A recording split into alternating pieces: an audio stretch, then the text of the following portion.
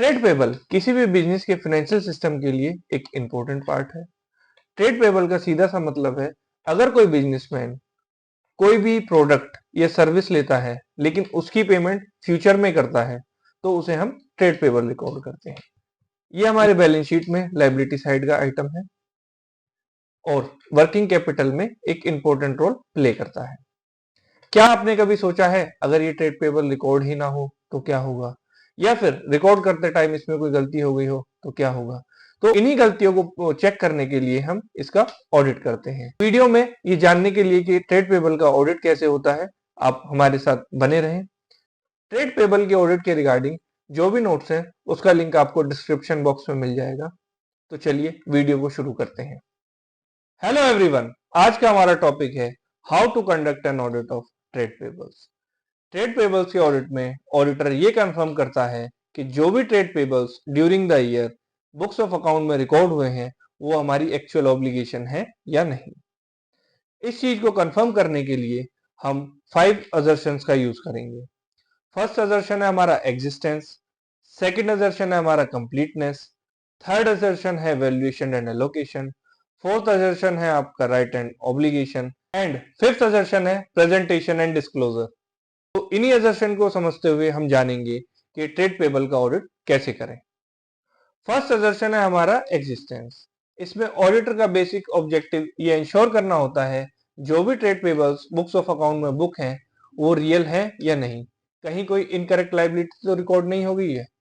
तो इस चीज को कंफर्म करने के लिए हम 3 स्टेप्स फॉलो करते हैं। पहला स्टेप है हमारा एक्सटर्नल कंफर्मेशन। इसमें सेंड करेंगे कंफर्मेशन मेजर सप्लायर्स को।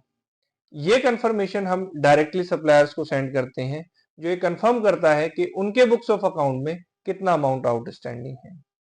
सेकंड स्टेप है हमारा सपोर्टिंग डॉक्यूमेंट एग्जामिनेशन। इसमें ऑडिटर डॉक्यूमेंट्स को रिव्यू करता है। डॉक्यूमेंट्स हमारा हो सकता है purchase order, good received note या सप्लायर इनवॉइस। ये रिप्रेजेंट करते हैं, इन डॉक्यूमेंट से कंफर्म होता है कि ट्रांजैक्शन रियल है और एक्चुअल में हुई है। थर्ड स्टेप है हमारा इन्वेस्टिगेट डिस्क्रिपेंसीज। इसमें ऑडिटर अगर कोई भी अनयूजुअल बैलेंस मिलता है किसी भी क्रेडिटर से तो उसके रिगार्डिंग मैनेजमेंट से डिस्कशन करेगा। सपोज कीजिए बहुत सारे क्रेडिटर्स हैं और उसमें से एक या दो क्रेडिटर ऐसे हैं जिनका अमाउंट यूजुअली हाई है, तो इसमें ऑडिटर मैनेजमेंट से डिस्कस करेगा और रीजन आइडेंटिफाई करेगा कि इस क्रेडिटर का बैलेंस इतना हाई क्यों है। पॉसिबिलिटी हो सकती है कोई लीगल ऑब्लिगेशन चल रहा हो या लीगल केस हो रखा हो या कोई डिस्प्यूट हो। तो ये हमारी एक ऑडिट ऑब्जर्वेशन बनेगी और इसे हम रिकॉर्ड कर लेंगे। तो ये हमारे 3 स्टेप थे जिनको हम फॉलो करके एग्जिस्टेंस को कंफर्म कर सकते हैं। पहला हमारा हो गया एक्सटर्नल कंफर्मेशन सेंड करना, सेकंड हमारा हो गया सपोर्टिंग डॉक्यूमेंट को एग्जामिन करना और थर्ड हो गया हमारा कोई भी डिस्क्रिपेंसी है तो उसे इन्वेस्टिगेट करना। सेकंड असर्शन है कंप्लीटनेस। इसमें ऑडिटर ये इंश्योर करता है जितने भी ट्रेड पेबल्स हैं वो रिकॉर्ड हुए हैं या नहीं। कंप्लीटनेस को कंफर्म करने के लिए हमें 3 स्टेप्स फॉलो करने पड़ेंगे। पहला स्टेप होगा हमारा ट्रेड पेबल को हम रिकंसाइल करेंगे जर्नल लेजर से। एक छोटा सा एग्जांपल ले लेते हैं इस चीज को समझने के लिए। सपोज कीजिए हमारा XYZ सप्लायर है और उसका बैलेंस जो है 50,000 रुपीज है, लेकिन अकाउंट पेबल में वो 45,000 शो कर रहा है। तो इसका मतलब 5,000 का हमारा डिफरेंस आ गया। तो इसमें दो चीजें हो सकती हैं, पहला कि कोई 5,000 का इनवॉइस रिकॉर्ड ना हुआ हो या सेकंड कोई गलत एंट्री हुई हो। अगर सपोज कीजिए कोई इनवॉइस रिकॉर्ड नहीं हुआ है तो उसे हम रिकॉर्ड कराएंगे और कोई एंट्री अगर गलत हुई है तो उसे ठीक कराएंगे। सेकंड स्टेप होगा हमारा जितने भी GRN पीरियड एंड पे इशू हुए हैं उन्हें इंस्पेक्ट करेंगे।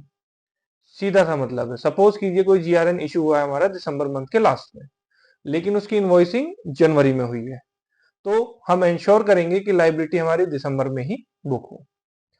थर्ड स्टेप होगा कट ऑफ टेस्टिंग, जिसका सीधा सा ऑब्जेक्टिव ये है कि लाइबिलिटी करेक्ट अकाउंटिंग पीरियड में बुक हुई हो। मान लीजिए कोई लाइबिलिटी दिसंबर की है लेकिन वो जनवरी में बुक हो गई है, तो हम क्लाइंट को रिकमेंड करेंगे कि वो लाइबिलिटी को दिसंबर में ही बुक करे। इन 3 स्टेप के थ्रू हम अपना कंप्लीटनेस असर्शन कंप्लीट करेंगे। फर्स्ट स्टेप क्या होगा, हम ट्रेड पेबल को रिकंसाइल करेंगे जर्नल लेजर से। सेकंड, जो भी जीआरएन इशू है पीरियड एंड पे उसे हम इंस्पेक्ट करेंगे। और थर्ड, हम कट ऑफ टेस्ट परफॉर्म करेंगे। थर्ड असर्शन है वैल्यूएशन एंड एलोकेशन। इसमें ऑडिटर ये वेरीफाई करता है ट्रेड पेबल एक्यूरेटली और करेक्ट अमाउंट पे रिकॉर्ड हुए हैं। इस चीज को चेक करने के लिए सबसे पहले हम ओपनिंग बैलेंसेस को चेक करेंगे। ऑडिटर ओपनिंग बैलेंस को चेक करेगा लास्ट ईयर की ऑडिटेड फाइनेंशियल स्टेटमेंट से। सेकंड स्टेप, हम रिकैलकुलेट करेंगे एजिंग शेड्यूल। जो भी एजिंग शेड्यूल हमें मैनेजमेंट से प्रोवाइड कराया गया है उसे हम रिकैलकुलेट करेंगे और ये चेक करेंगे कि कौन सा क्रेडिटर ओवरड्यू है और कौन सा नहीं। थर्ड स्टेप हमारा होगा कंपैरिजन करेंगे हिस्टोरिकल डाटा को। इस स्टेप में ऑडिटर करंट ईयर डाटा को हिस्टोरिकल डाटा से कंपेयर करता है। अगर उसमें कोई वेरिएंसेस है या कोई डेविएशंस आए हैं या कोई अनयूजुअल ट्रेंड है तो उसे मैनेजमेंट से डिस्कस करेगा। सपोज कीजिए लास्ट ईयर तक हमारे एवरेज क्रेडिटर जो थे 10 लाख थे और इस साल वो बढ़कर हो गए 20 लाख।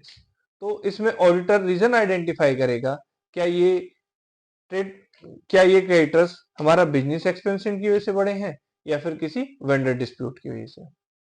तो वैल्यूएशन एंड एलोकेशन को कंफर्म करने के लिए हम 3 स्टेप फॉलो करेंगे। पहला स्टेप होगा हमारा opening balance checking. Second step होगा हमारा रिकैलकुलेशन ऑफ एजिंग शेड्यूल और थर्ड एंड लास्ट स्टेप होगा हमारा कंपैरिजन ऑफ हिस्टोरिकल डाटा फिर current year data. Fourth assertion है राइट एंड ऑब्लिगेशन। इसमें ऑडिटर ये इंश्योर करता है जो भी ट्रेड पेबल्स रिकॉर्ड हुए हैं वो जेन्युइनली बिलोंग करते हैं कंपनी से। राइट एंड ऑब्लिगेशन को कंफर्म करने के लिए ऑडिटर 2 स्टेप फॉलो करेगा।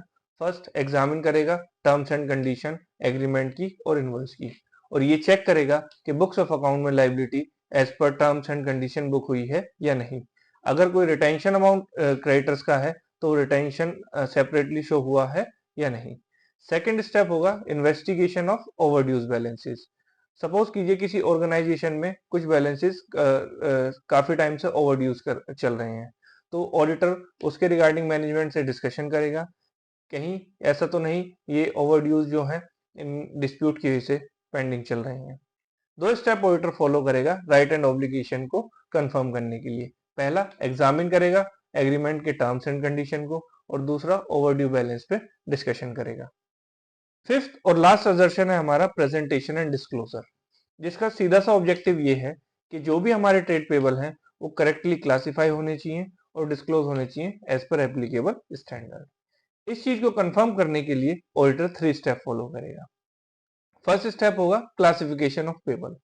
इसमें ऑडिटर ये इंश्योर करेगा कि ट्रेड पेबल करेक्टली करंट और नॉन करंट पे क्लासिफाई है या नहीं।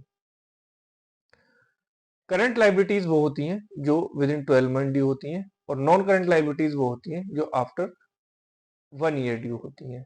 सपोज कीजिए कोई हमारा 5 लाख का पेबल है और वो ड्यू होना है 18 मंथ में, लेकिन मैनेजमेंट ने उसे करंट लाइबिलिटीज में शो किया हुआ है तो इसमें ऑडिटर मैनेजमेंट से डिस्कशन करेगा और उसे करेक्टली क्लासिफाई कराएगा नॉन करंट लाइबिलिटीज में।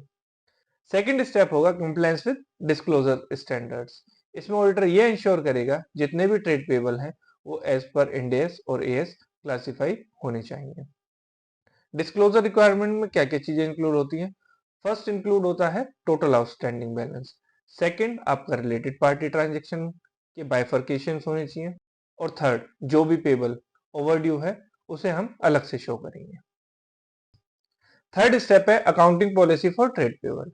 इसमें ऑडिटर ये वेरीफाई करेगा अकाउंटिंग पॉलिसी ट्रेड पेबल्स के लिए प्रॉपर्ली डिस्क्लोज है या नहीं। इन 3 स्टेप को फॉलो करके हम ये कंफर्म करेंगे कि किसी भी लाइबिलिटी को हमने करेक्टली प्रेजेंट एंड डिस्क्लोज किया है या नहीं। तो ये 3 स्टेप्स हमारे हो गए। फर्स्ट स्टेप हो गया हमारा classification of trade payable current और नॉन करंट में।